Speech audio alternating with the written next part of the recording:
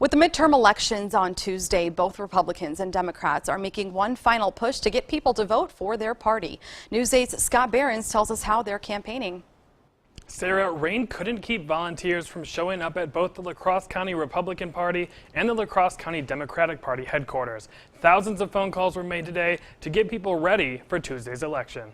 The latest Marquette Law School poll showed the governor's race as being tied among likely voters. Candidate for Attorney General Josh Kaul was at the La Crosse County Democratic Party headquarters encouraging volunteers to get out in the community. Getting folks out to the polls, knocking on doors, and phone banking has a real chance of making an important difference in this election. Recent college grad and Democratic volunteer Dylan Carson is pretty new to politics. This will be my first midterm election I'm voting in. But that isn't stopping him from trying to make a difference. I just think it's important that everyone stays engaged and talks with each other, even those who aren't normally involved in politics. Over at the La Crosse County Republican Party headquarters, can Scott Walker and Leah Vukmir count on your support this Tuesday? College student Brandon Hahn is also trying to make a difference. This is really the first year that I've dove headfirst into helping out the Republican Party and really doing a lot of volunteering. He's talked to a lot of people and got a wide variety of responses. An older gentleman, he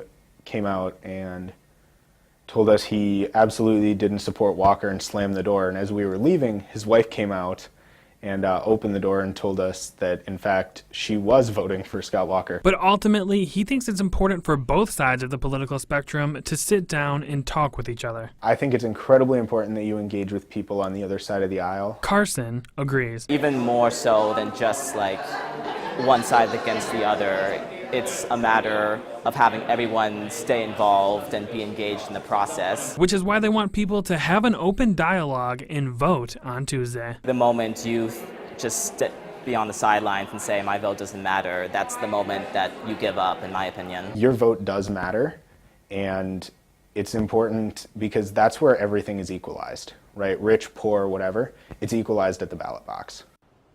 To learn more about all of the candidates, you can go to ballotpedia.org. To find the closest polling place to you, visit myvotewi.gov.